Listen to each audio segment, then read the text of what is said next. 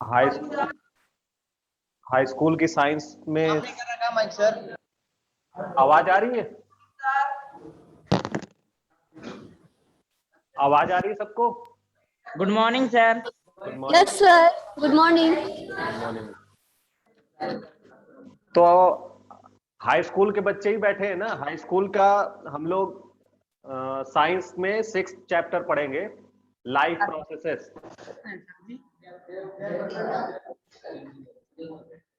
ठीक है, जैविक प्रक्रम। आप लोगों के स्कूल में स्टार्ट भी हो गया होगा, जो भी टीचर होगा आपके यहाँ स्टार्ट कर दिया हो उसने, या आप लोग कहीं पर पढ़ रहे होंगे तो भी आपने जो है ये चैप्टर बायोलॉजी में, बायोलॉजी का पहला चैप्टर है। मतलब साइंस में आपको 3 चीजें पढ़नी है। जितने भी हाई स्कूल के बच्चे हैं उनको पता होगा, क्योंकि 9th में भी वो साइंस पढ़ते आए हैं और 10th में भी अब वो साइंस पढ़ेंगे। तो जो 9th में और 10th में जो साइंस पढ़ते हैं वो मिक्स साइंस पढ़ते हैं।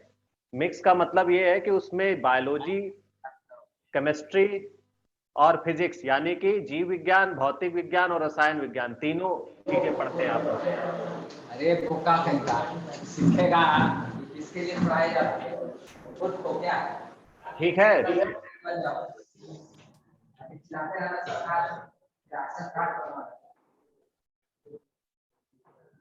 चलिए तो स्टार्ट करते हैं।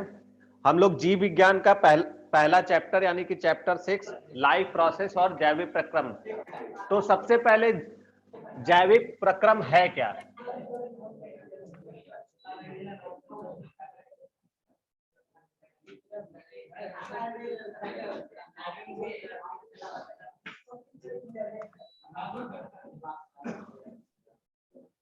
जैविक प्रक्रम कोई बताना चाहेगा कि जैविक प्रक्रम की क्या परिभाषा है, या उसको कैसे समझा जा सकता है कि जैविक प्रक्रम क्या है? सर बोले, हाँ बोलो। वे सभी प्रक्रम जो सम्मिलित रूप से अनुरक्षण का कार्य करते हैं जैव प्रक्रम कहलाते हैं। चलिए बहुत अच्छा, बैठो। और कोई बताए?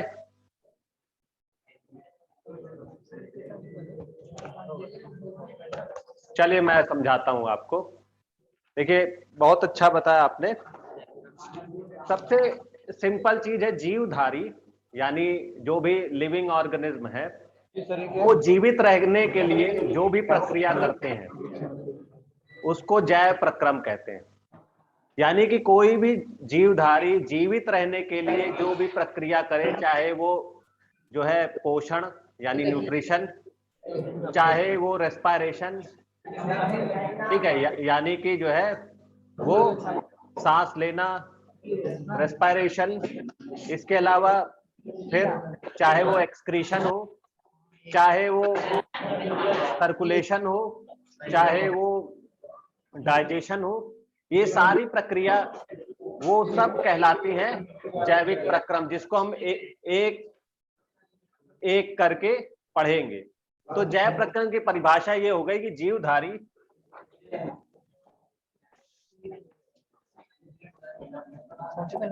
जीवित रहने के लिए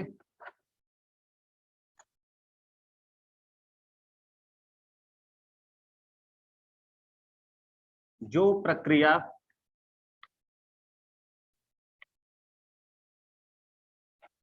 करते हैं, जैसे पोषण, श्वसन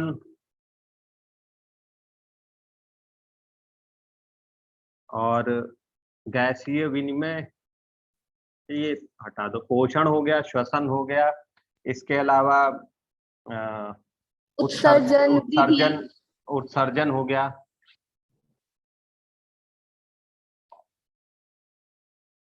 आदि। तो जीवधारी जीवित रहने के लिए जो प्रक्रिया करते हैं जैसे पोषण, श्वसन, उत्सर्जन आदि, जैव प्रक्रम कहलाता है।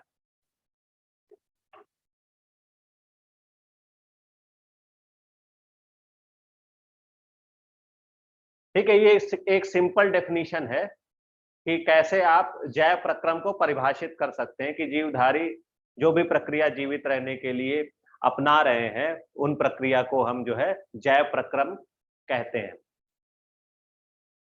तो सबसे पहले हमें ये भी पता होना चाहिए कि आखिर जो लिविंग ऑर्गेनिज्म है और नॉन लिविंग ऑर्गेनिज्म है, यानी कि जीवित यानी कि सजीव और निर्जीव में क्या अंतर हो सकता है। तो सभी जानते हैं कि जो सजीव है वो मूव करते हैं। मूव का मतलब ये है कि वो एक जगह, एक स्थान से दूसरी स्थान तक चल सकते हैं, यानी लोकोमोशन करते हैं, उनमें मूवमेंट होता है। उसके अलावा जबकि जो निर्जीव है उनमें मूवमेंट नहीं होता है। जो अगर मूवमेंट होता भी है तो किसी फिजिकल फोर्स के द्वारा होता है, यानी कि किसी के पुश करने पे होता है, या फिर हवा है, ठीक है, उससे मूवमेंट होता है। ठीक है, मतलब अपने आप से कोई मूवमेंट नहीं होता है। इसके अलावा हम ब्रीथिंग करते हैं, यानी कि सांस लेते हैं। इसके अलावा वृद्धि करते हैं। ठीक है, तो ये सारी चीजें वो उनमें नहीं होती, यानी ना उनमें ब्रीथिंग होती है, यानी कि वो ना सांस लेते हैं, ना ही उनमें वृद्धि होती है। मतलब कि अगर डस्टर है या चौक है तो वो क्या होगा, वो एक ही जैसा रहेगा अगर हम उसमें खुद से कुछ जोड़े ना या फिर कुछ तोड़े ना। ठीक है, तो उनमें ये सारी चीजें नहीं होती है। इसी तरीके से जी सजीव और निर्जीव को एक दूसरे से अलग किया जा सकता है। अब हम लोग लाइफ प्रोसेस में ही जो भी प्रक्रिया है उन प्रक्रियाओं को पढ़ेंगे कि कौन कौन सी प्रक्रिया जीवधारी अपनाते हैं जीवित रहने के लिए। तो सबसे पहले आपके ही बुक में है, वो है पोषण, जिसको हमें पढ़ना है।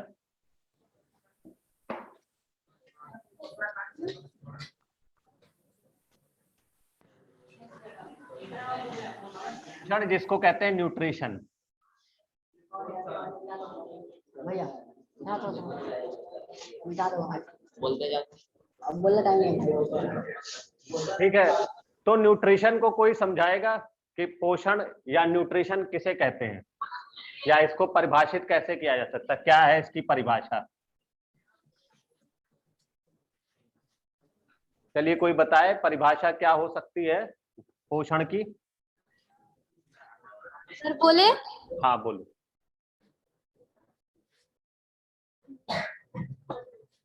सजीवों के अंदर अनुरक्षण निरंतर चलता रहता है। इसके लिए सभी सजीव बाहरी माध्यमों से भोजन के साथ ऊर्जा ग्रहण करते हैं।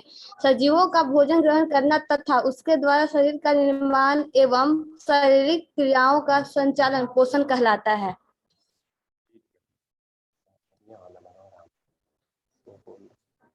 और कोई बताएगा? अरे सर बोले। हाँ सतबरबा से बोलो। भोजन ग्रहण करने तथा उसका उपयोग करने की प्रक्रिया को पोषण कहते हैं। बहुत अच्छा। और कोई?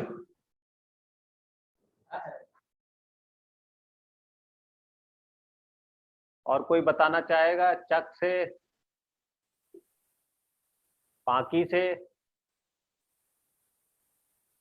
चलिए अब देखिए, दो जगह से दो आंसर मिले हमें।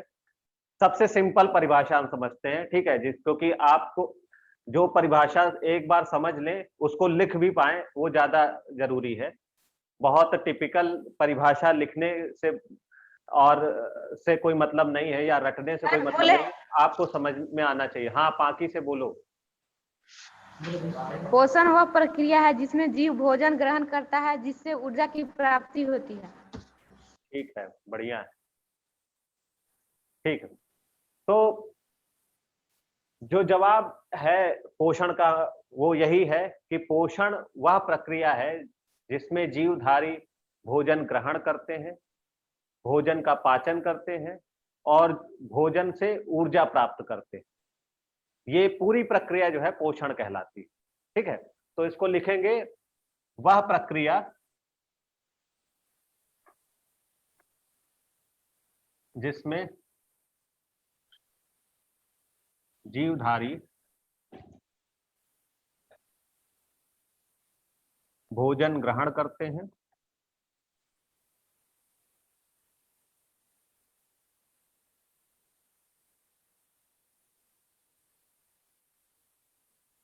पाचन करते हैं,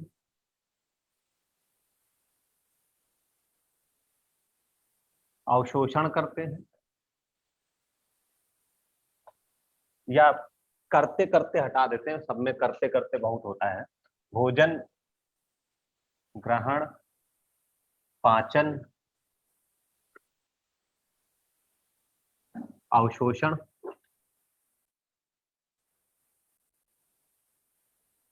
एवं ऊर्जा का निर्माण।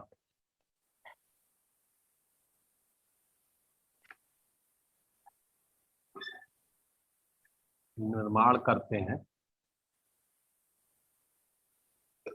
पोषण कहलाता है।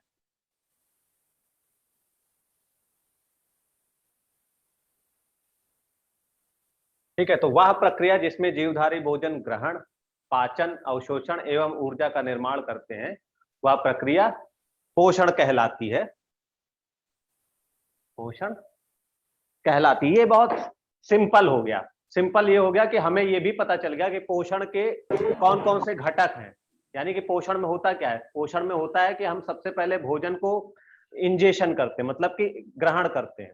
ठीक है, उसको इंजेशन कहते हैं। ग्रहण के बाद डाइजेशन होता है उसका, ठीक है, यानी कि जिसको पाचन कहते हैं। डाइजेशन के बाद फिर क्या होता है? उसका अवशोषण होता है, यानी एब्जॉर्प्शन होता है। फिर उसका एसिमिलेशन होता है। फिर एसिमिलेशन के बाद क्या होता है? मतलब एसिमिलेशन मतलब स्वांगीकरण। ठीक है, फिर एसिमिलेशन के बाद क्या होगा? एसिमिलेशन के बाद होगा उसका बहिष्करण, यानी कि वो बाहर निकलता है, जिसको ईजेशन कहते हैं।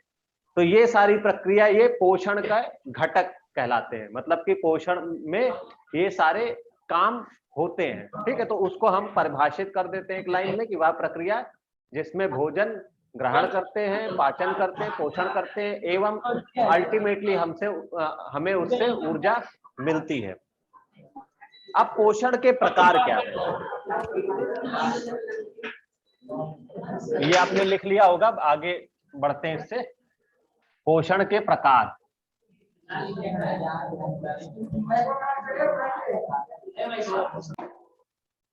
पैर न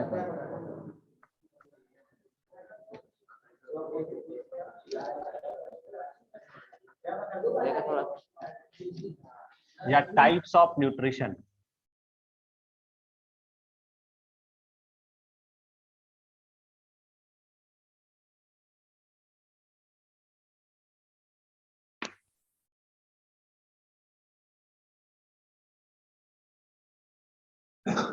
तो भोजन के प्रकार को हम इस तरीके से समझ सकते हैं कि पोषण के प्रकार कि जीवधारी जो हैं, कुछ जीवधारी अपना भोजन स्वयं बनाते हैं और कुछ जीवधारी भोजन के लिए दूसरों पर आश्रित रहते हैं। तो इस आधार पर पोषण को दो भागों में बांट सकते हैं। ठीक है, तो कोई बताएगा पोषण को? स्वयं पोषी और विषम पोषी। हाँ, तो पोषण को दो भागों में बांटा जा सकता है कि जो भोजन स्वयं बना सकते हैं और जो भोजन नहीं बना सकते हैं, उसके आधार पर, या भोजन के लिए जो दूसरों पे आश्रित रहते हैं। तो भोजन दो प्रकार का होता है। पोषण लिखेंगे, पोषण दो प्रकार का होता है। दो प्रकार का होता है। स्वपोषण और विषम पोषण। पता नहीं चला।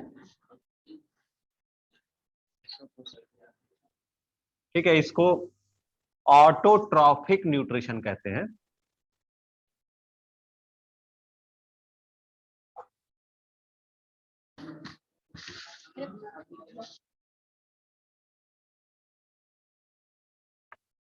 और विषम पोषण को इसको कहते हैं heterotrophic nutrition.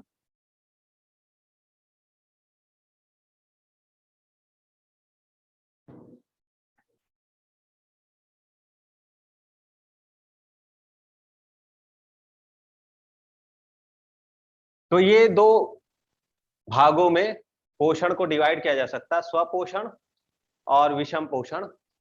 Autotrophic nutrition, heterotrophic nutrition. तो एक हो गया ऑटो, दूसरा हो गया हेटेरो। तो सबसे पहले हम स्वपोषण यानी कि ऑटोट्रॉपिक न्यूट्रिशन को डिटेल में समझेंगे कि ये होता क्या है। तो कोई ऑटोट्रॉपिक न्यूट्रिशन की परिभाषा बताना चाहेगा? कोई बताएगा रहमनिया से? यस। हाँ बताइए।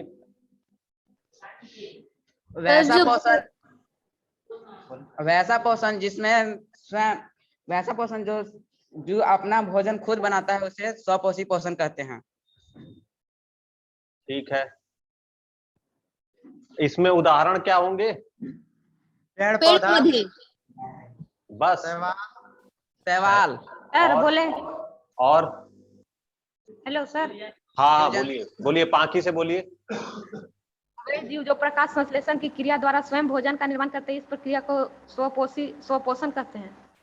ठीक है, और?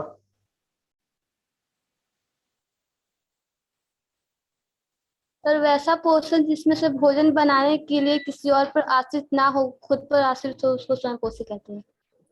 ठीक है, चलो सारे जवाब आ गए हैं, तो अब हम समझते हैं कि स्वपोषण होता क्या है। सभी ने उत्तर भी सुन लिया होगा कि स्वपोषण वह पोषण है जिसमें जीवधारी अपना भोजन स्वयं प्रकाश संश्लेषण की प्रक्रिया द्वारा बनाते हैं। ठीक है, तो इसको लिख लेते हैं, इसकी परिभाषा।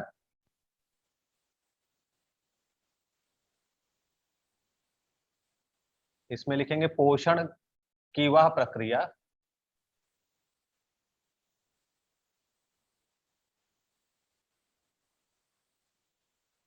जिसमें जीवधारी प्रकाश संश्लेषण की प्रक्रिया द्वारा प्रकाश संश्लेषण की प्रक्रिया द्वारा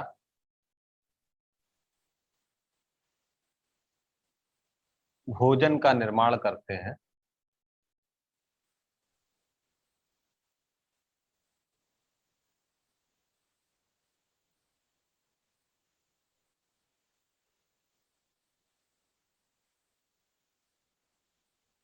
स्वपोषण कहलाता है।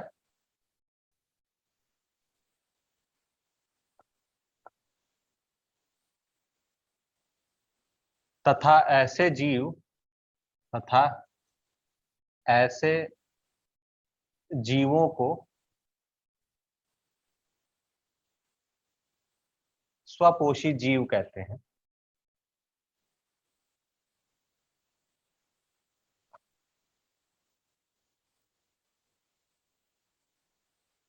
उदाहरण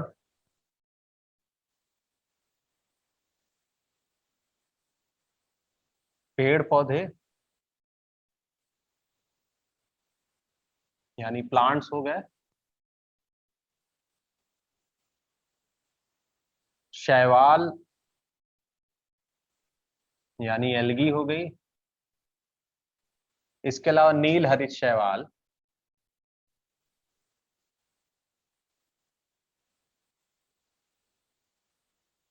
जिन्हें ब्लू ग्रीन एल्गी कहते हैं।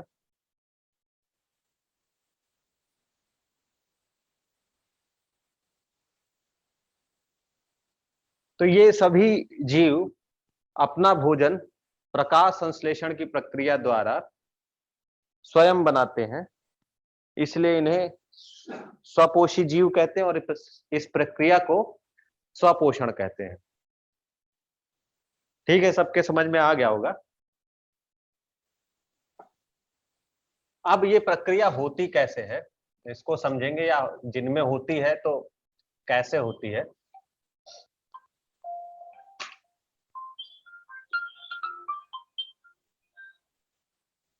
हेलो, हाँ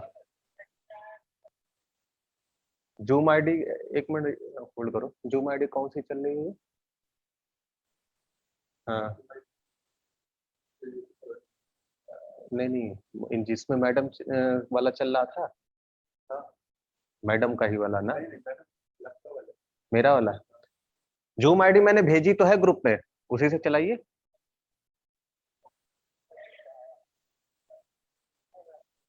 अरे 25 का नहीं, 27 का भी भेजा है आज वाला, आज सुबह भेजा है 6:30 बजे। पेड़ पौधे के बाद क्या लिखे हैं? ठीक ठीक, हाँ बताइए कहाँ पे हाँ बोलो बोलो बोलो बोलो। उदाहरण में सर, उदाहरण में पेड़ पौधे यानी प्लांट्स, शैवाल यानी एल्गी, और नील हरित शैवाल। नील हरित शैवाल ऐसे लिख लो, नील हरित शैवाल ब्रैकेट में ब्लू ग्रीन एल्गी। ठीक है, अब दिखाई दे रहा है?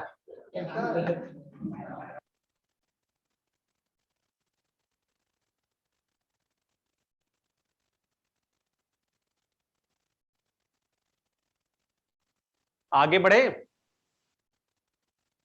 Yes sir. ठीक है, नीचे मत मिटाइए सर। ठीक है, नीचे नहीं मिटा रहे।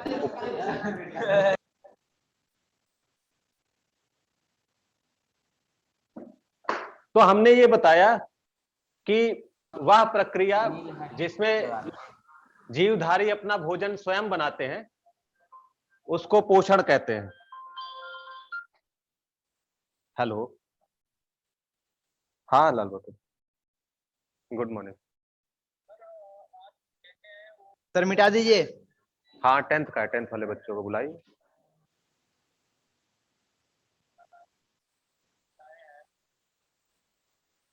उनको भी बैठा दो। हाँ उसी में बैठा दो। हाँ 12th का है, 12th का है, लेकिन इसके मिटा बाद है दीजिए। हमारी बात। हाँ उसका भी हम उसका ग्रुप पे भेज दे रहे हैं अभी। ठीक, हाँ 10 वाला खोल दो। ठीक, तो हम ये कह रहे थे कि हमने ये पढ़ लिया कि ये प्रक्रिया किनमें होती है और कैसे होती है। ये समझते हैं अब कि इसके अलावा और क्या होता है स्वपोषी पोषण में। तो देखिए जितने भी पेड़ पौधे हैं या शैवाल है या नील हरित शैवाल है, ये स्वपोषण करते हैं, और जो भी स्वपोषण करते हैं वो उत्पादक कहलाते हैं। क्या कहलाते हैं? उत्पादक। उत्पादक यानी कि वे जीवधारी या जीव जो अपना भोजन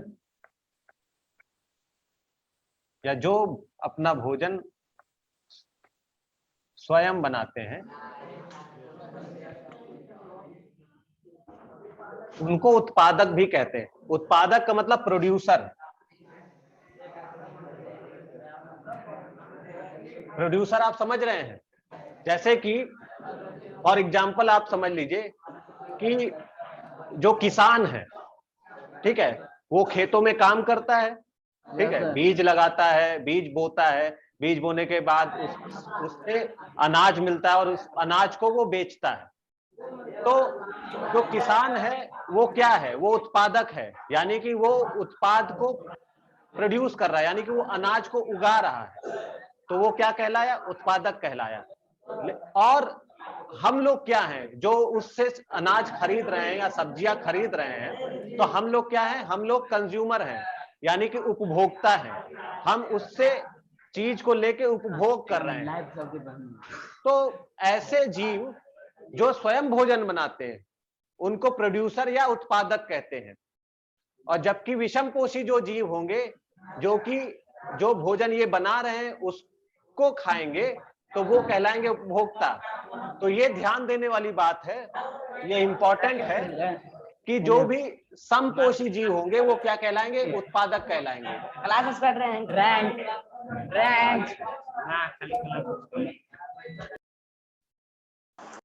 अब हम समझते हैं कि ये जीव आखिर भोजन अपना स्वयं कैसे बना लेते हैं। हाँ सर। हाँ सर माइक म्यूट करने बोलिए सर उन लोग का, सर बार बार उन लोग का फिगर आ रहा है सर। हाँ म्यूट कर दिया है, अब नहीं आएगी। तो अब हम समझेंगे कि ये लोग अपना भोजन कैसे बना रहे हैं। तो सबसे पहले समझते हैं कि जो भी पेड़ पौधे हैं, आखिर यही समपोषी हैं, तो ये अपना भोजन कैसे बना रहे हैं? तो ये इसलिए बना ले रहे हैं अपना भोजन क्योंकि इनके पास हरित लवक पाया जाता है। इनके पास क्या पाया जाता है? हरित लवक पाया जाता है। और हरित लवक जो है वो कई प्रकार का होता है, क्लोरोप्लास्ट होता है, एलायोप्लास्ट होता है, क्रोमोप्लास्ट होता है। तो जो क्लोरोप्लास्ट है, यानी कि अच्छा हम प्लास्टिड की बात कर रहे थे, तो हरित लवक ही क्या कहलाता है? क्लोरोप्लास्ट कहलाता है। इसको क्या कहते हैं? क्लोरोप्लास्ट। और क्लोरोप्लास्ट का जो स्ट्रक्चर है आप सबने देखा होगा, नहीं देखा होगा तो अपनी किताब में देख लीजिएगा। ठीक है, किसी में वो बेलनाकार होता है, किसी में शंकुकार होता है, किसी में जो है रॉड शेप होता है। तो और इसमें दो मेम्ब्रेन होती है, एक आउटर मेम्ब्रेन होती है और एक इनर मेम्ब्रेन होती है। यानी कि जो ये क्या है? कोशिका झिल्ली है। कोशिका झिल्ली। तो ये दो झिल्लियां होती हैं। इसके अंदर इस तरीके से क्वाइन लाइक, जैसे क्वाइन नहीं होता है सिक्के, तो सिक्के का बिछा हुआ जो है संरचना होती है। और ये संरचना इस तरीके से एक दूसरे से जुड़ी होती। और अंदर मैट्रिक्स होता है, इसके अंदर खुद का डीएनए होता है। सर हाँ सर, ये अलग अलग आकार का क्यों होता है? अलग अलग आकार का मतलब, अगर जैसे हर सेल जो है वो अलग अलग जगह पे है, ठीक है, तो जहां पे जिस तरीके का टिश्यू होगा उसी तरीके से इसका शेप भी होता है। जैसे टिश्यू जो है वो आउटर बाउंड्री पे है तो अलग शेप होगा, ठीक है, इनर है तो अलग शेप होगा। दूसरा, एनिमल के शेप पे भी डिपेंड करता है कि वो एनिमल का शेप कैसा है, ठीक है, लेकिन इससे इसका इंटरनल स्ट्रक्चर डिस्टर्ब नहीं होता है। ठीक है, मतलब इंटरनल स्ट्रक्चर में यही सारी चीजें होंगी कि आउटर बाउंड्री भी होगी, इनर बाउंड्री भी होगी, यानी आउटर मेम्ब्रेन भी होगी, इनर मेम्ब्रेन भी होगी। इसके अलावा इसके अंदर मैट्रिक्स भरा होगा। फिर इसमें स्टॉक लाइक स्ट्रक्चर होंगे जिनको थैलेक्वाइड कहेंगे। क्या कहेंगे? थैलेक्वाइड। इसको हिंदी में भी थैलेक्वाइड ही कहते हैं। ऊपर का है या कोई और नाम है थैलेक्वाइड का? इसके अलावा ये पूरा स्ट्रक्चर जो थैलेक्वाइड का है ये ग्रेना कहलाता है।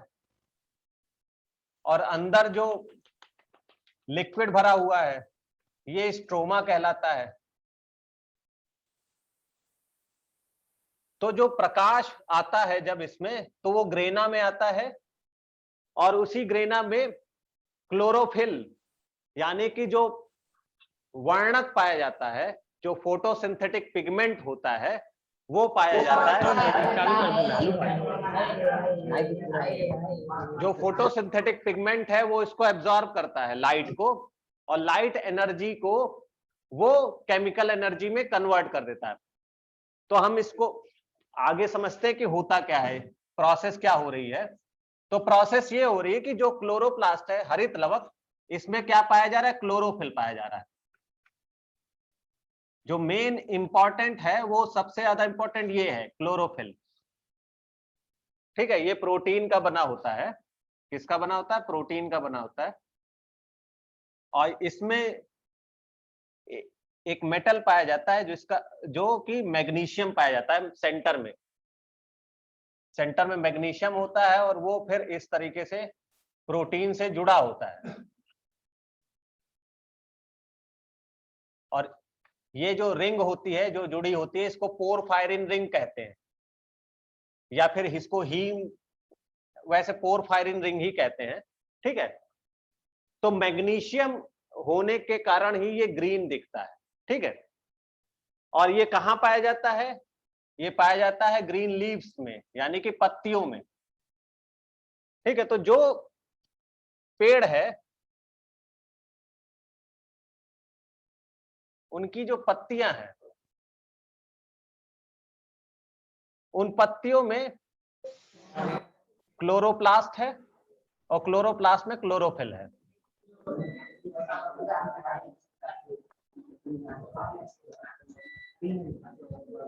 और प्रकाश की जो ऊर्जा है, प्रकाशीय ऊर्जा, वो ये क्लोरोफिल एब्जॉर्ब करता है। और यहां पर जो H2O होता है, यानी कि जो जल होता है, छतरपुर आवाज नहीं, जो जल होता है और CO2 यानी जो कार्बन डाइऑक्साइड होता है, ये दोनों आपस में मिलके C6H12 ग्लूकोज का निर्माण करते हैं। 2O6 बनाते हैं। ये भोजन का निर्माण करते हैं। इस C6H12O6 इसको ग्लूकोज कहते हैं। और ग्लूकोज के साथ साथ हमें ऑक्सीजन गैस भी मिलती है। तो अब इसको बैलेंस भी कर लेते हैं। 6H2O 6CO2 और तो ये कितने हो गए, 12H2OH हो गए, ठीक है, 6 कार्बन हो गए। ऑक्सीजन कितने हो गए, ऑक्सीजन ये हो गए 6 और इधर हो गए 12, तो यहाँ पर हमारे 6 हैं, तो यहाँ भी 6 कर लेंगे, अब हो गए 12। ठीक है, तो टोटल तुलित कर रहे हैं सर। हाँ बताइए। इरेज मत किया सर। मत मिटाइएगा सर। हाँ मिटाएंगे नहीं। तो ये है जल, ये है कार्बन डाइऑक्साइड,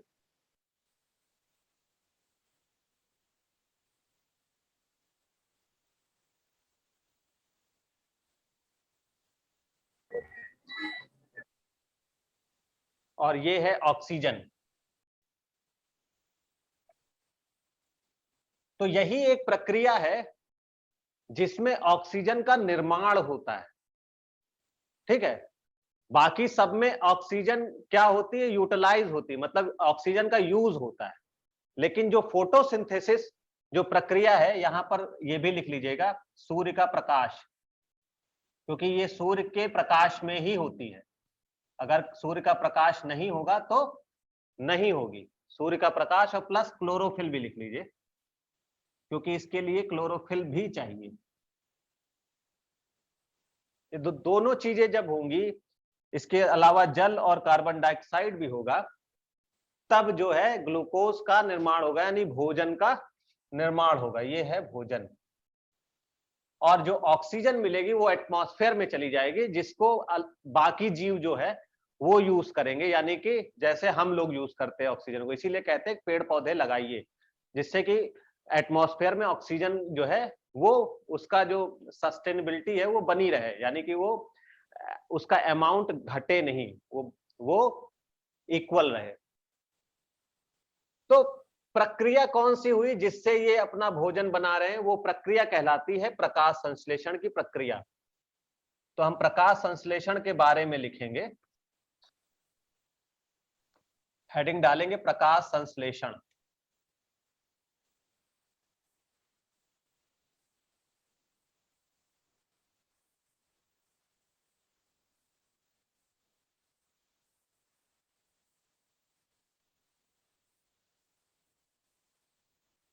ठीक है, या इसको कहते हैं फोटोसिंथेसिस।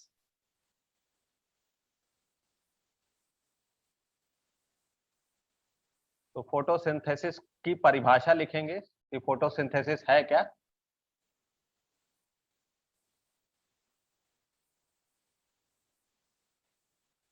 कोई बताना चाहेगा कि फोटोसिंथेसिस क्या है? मैंने वैसे तो आपको बता दिया। हाँ बताइए।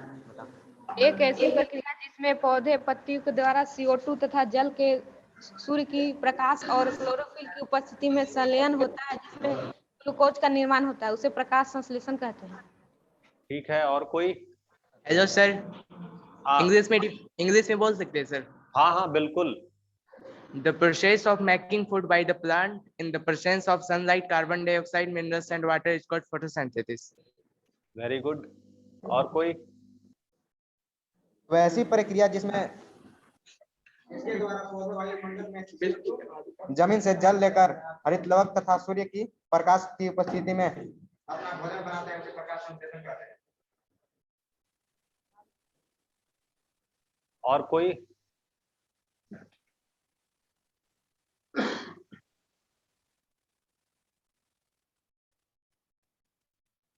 चलिए, तो सभी ने ठीक बताया।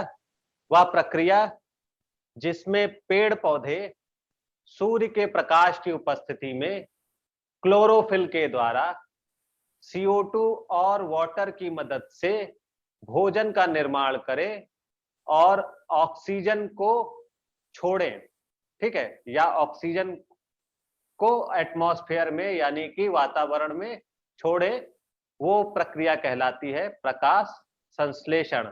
और जिस जो अभिक्रिया है वो यह अभिक्रिया है कि C6H2O 6CO2 तो बनेगा C6H12O6 6O2। तो इसको लिख लेते हैं, वह प्रक्रिया ऊपर लिखते हैं, यहां पर नीचे दिखेगा नहीं।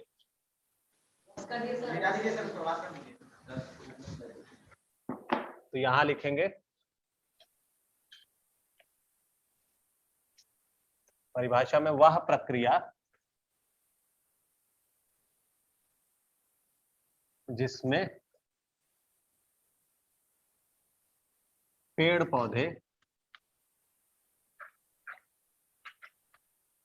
सूर्य के प्रकाश की उपस्थिति में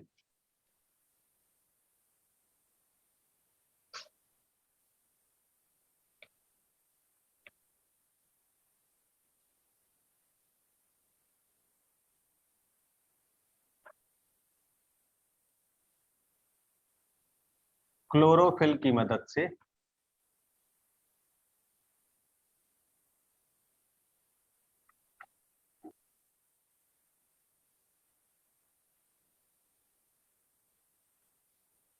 जल एवं कार्बन डाइऑक्साइड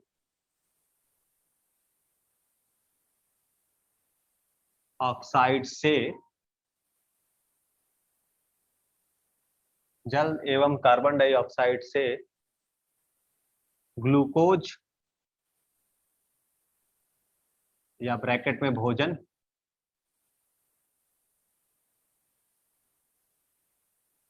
का निर्माण करते हैं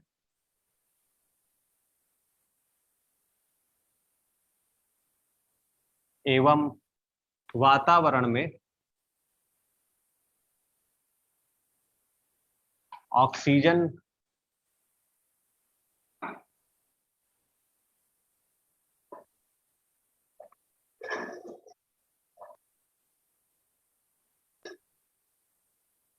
देते हैं,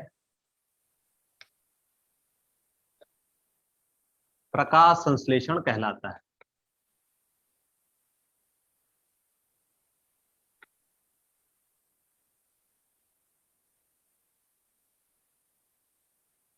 तो ये परिभाषा हो गई और ये है इसकी अभिक्रिया।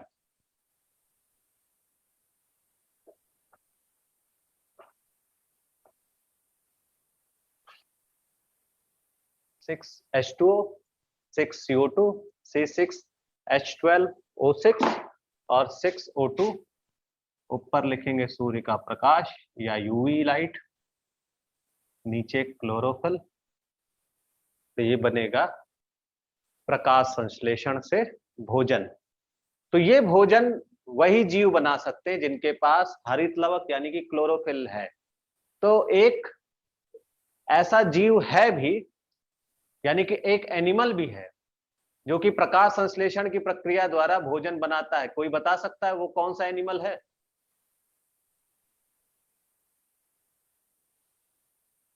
कोई बताएगा कि एक एनिमल है जो कि अपना भोजन प्रकाश संश्लेषण की प्रक्रिया द्वारा भी बनाता है? सर बोलो ना। हाँ यूनिना बोलो, बता सर। आवाज नहीं आ रही, कौन बोल रहा? Sir.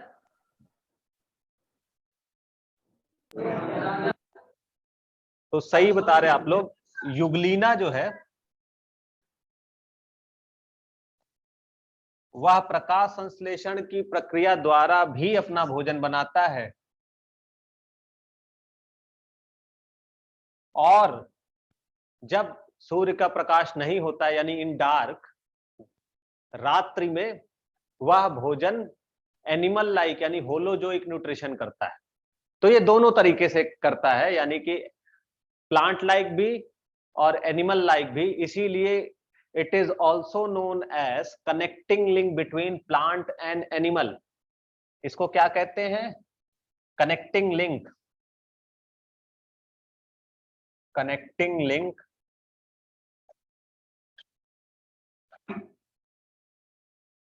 Between plant and animal.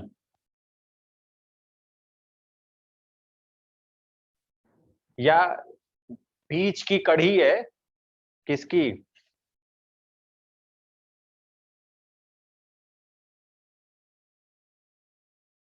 पेड़ पौधे और एनिमल, यानी कि जीव की।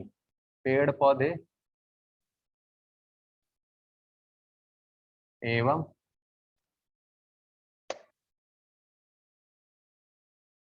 जीव।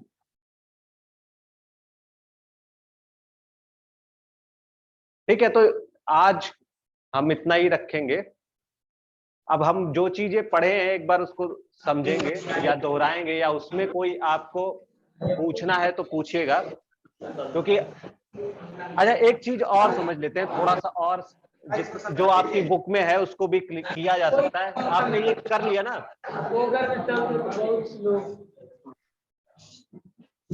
देखिए,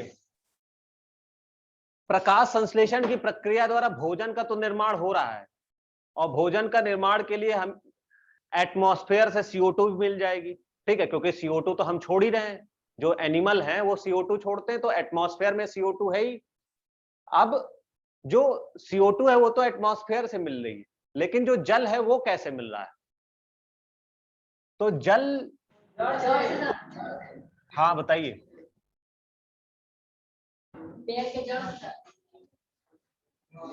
हाँ, तो जड़ से तो मिल रहा है।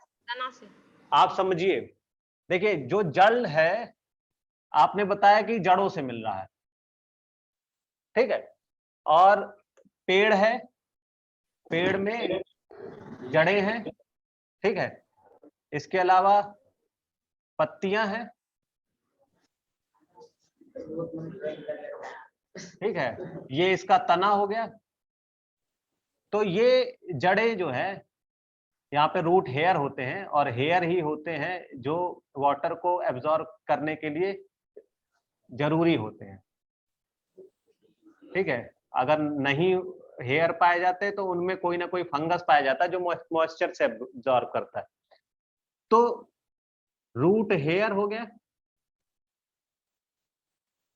रूट हो गया, यहां से वाटर शुरू हुआ, तने तक जाएगा, तने से इंटरनोड यानी पत्तियों में जाएगा, फिर वो टॉप तक जाता है। अच्छा, जल को ले जाने के लिए क्या होता है ये आपको पता है? जैसे हम पानी पीते हैं तो पानी माउथ से होता हुआ डाइजेस्टिव सिस्टम में जाता है, ठीक है। तो इनमें ऐसा कौन सा चैनल है जिसके थ्रू वो ऊपर तक जाता है? जाइलम सर, जाइलम द्वारा। हाँ, तो इनमें क्या पाए जाते हैं? वॉस्कुलर बंडल पाए जाते हैं।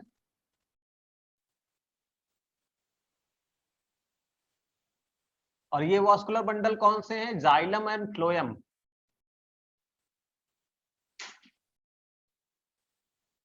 जाइलम और फ्लोएम। जो जाइलम होता है, हिंदी में लिख लेते हैं जाइलम, इसका काम है वाटर या मिनरल्स, ठीक है, उनको जड़ों से पूरे जो पेड़ है वो टॉप तक ले जाना, ठीक है।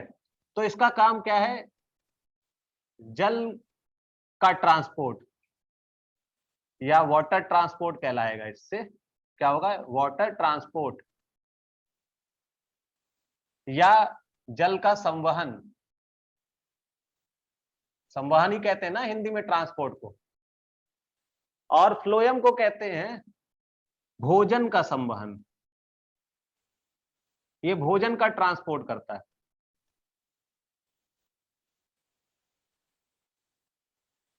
तो जो जाइलम है उसमें कई सारी चीजें पाई जाती हैं, जैसे जाइलम वेसल ठीक है, जाइलम ट्रैकिड्स। और जो वेसल और ट्रैकिड्स होती है वो पाइपलाइन होती है। जैसे आपके घर में एक पाइपलाइन सिस्टम है जिससे एक टंकी जुड़ी हुई है और एक पाइपलाइन से नल जुड़ा होता है, ठीक है। तो जब आप नल ऑन करते हैं तो टंकी से पानी नीचे तक आता है, और जब टंकी तक चढ़ाना होता है तो टुल्लू ऑन करते हैं तब वो चढ़ता है। तो ये सिस्टम इसमें भी होता है कि जब इसको पानी चाहिए तो यहां पर पानी खत्म होना चाहिए। यानी कि पानी की जरूरत आपको कब पड़ेगी? जब आपके पास पानी नहीं होगा। फालतू में तो कोई पानी पिएगा नहीं कि आपका पेट जो है पानी से भरा हुआ है पेट, फिर भी आप पानी पी रहे हो, तो फिर तो आप उलट दोगे। तो सेम सिस्टम इसमें भी है कि यहां पर सूर्य का जब प्रकाश पत्तियों पर पड़ता है तो फोटोसिंथेसिस होती है, जिससे जल क्या होता है, यूटिलाइज हो जाता है। यानी कि जल जो है वो अवशोषित हो जाता है, वो बन जाता है ग्लूकोज में कन्वर्ट हो जाता है। तो जल की कमी हुई, तो जब जल की कमी हुई तो रूट से वापस पानी यहां तक पहुंच गया। एक तो ये प्रक्रिया हुई जिससे जल कम हुआ। दूसरी प्रक्रिया होती है कि जो पत्तियां हैं यहां पर स्टोमेटा पाए जाते हैं, यानी रंध्र पाए जाते हैं। क्या पाए जाते हैं? रंध्र यानी स्टोमेटा।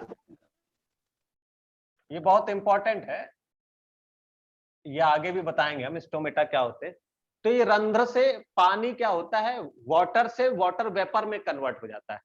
वाटर लिक्विड है एक स्टेज, और जब हीटिंग बढ़ती है तो ये लिक्विड जो है वेपर में कन्वर्ट हो जाता है, और वेपर में कन्वर्ट हो जाता है फिर वाटर का लॉस होता है। जब वाटर का लॉस होता है फिर से कैपिलरी वाटर वापस से वहां पहुंच जाता है। तो इस तरीके से स्टोमेटा यानी जो वाटर वेपर से वाटर का लॉस होता है उसको ट्रांसपायरेशन कहते हैं, यानी कि वाष्पोत्सर्जन कहते हैं।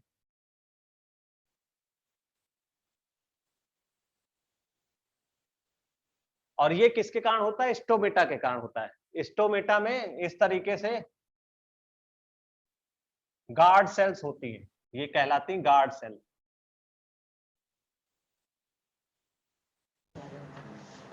तो जब इसमें पानी भर जाता है तो ये खुल जाते हैं, और जब पानी खत्म हो जाता है तो श्रिंक हो जाते हैं, यानी बंद हो जाते हैं। तो ये प्रकाश संश्लेषण की क्रिया, वाष्पोत्सर्जन की क्रिया, ये साइमल्टेनियसली होती रहती है, मतलब एक साथ होती रहती है।